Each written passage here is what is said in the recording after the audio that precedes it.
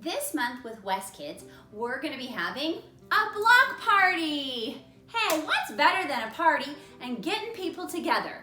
Well, even though this season that we've been living in has proved much more difficult than normal to get people together, guess what? It's not impossible.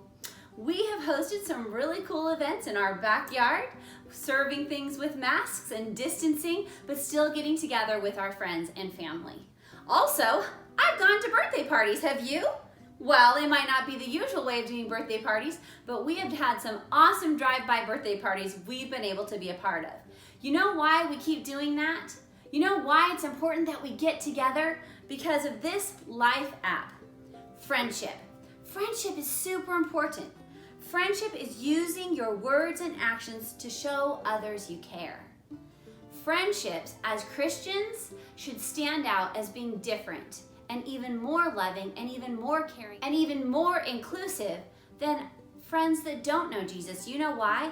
Because we invite people to have a friendship not only with us, but ultimately we're inviting them to have a friendship with Jesus Christ. And that's why this month we are going to be focusing on friendships. Now, friendships might be a little bit more difficult for you to be growing in your life right now, but guess what? Nothing is impossible with God.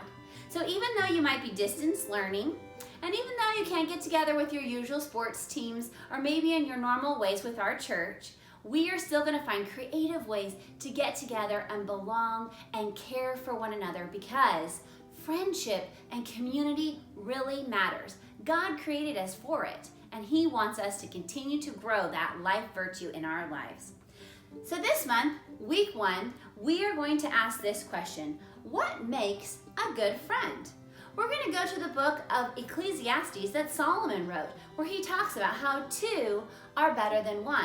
And he gives a great illustration there about a rope that we're going to learn about that week.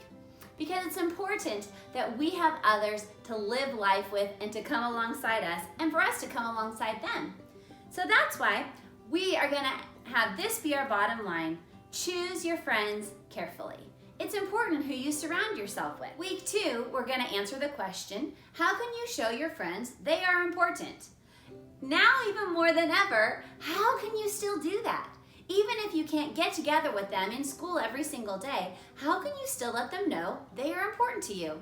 Well, we're going to look at that beautiful relationship that Jonathan and David had in the Bible, and how they, through thick and thin, stayed in a loyal friendship with one another, just like we're doing through this pandemic. And so our bottom line is going to be that friends love one another.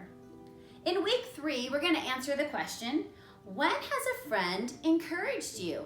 Or we could even say, when could you encourage a friend? We're going to look at Elijah the prophet and Elisha the prophet who came after him in the book of Kings. We're going to see that at a time when Elisha was being called to be the next prophet, and he was really kind of freaking out, thinking, I can't do this, this is too big for me, that Elijah is going to come right alongside him and encourage him and say, yes, you can do it. We need those kind of life words to be breathed into our lives. And so that's why we're going to learn that friends encourage one another. In week 4, we're going to answer the question, how do you react when a friend hurts you? Really big and good question, probably even for adults right now. There's a lot of hurtful words being said, and division and even hatred going on out there. You know what? As Christians, that doesn't define us. And we know that because we're going to look at an amazing friendship that Jesus had. That's right, Jesus had friends. He was friends with Peter, and Peter did some really hurtful things to Jesus. You know what? He denied even knowing Jesus. Not just once or twice, but 3 times. He said, I don't even know the guy. Talk about hurtful. But Jesus comes back and forgives Peter after he raises again from the dead.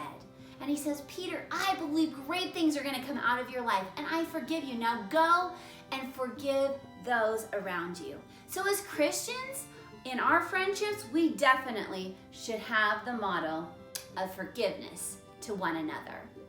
And if we can take all of these things that we're going to learn about friendship and live them out in our community, in this Rogue Valley, imagine as Christians how we can stand out and really shine our light for Jesus through the kind of friend that we are going to be to others.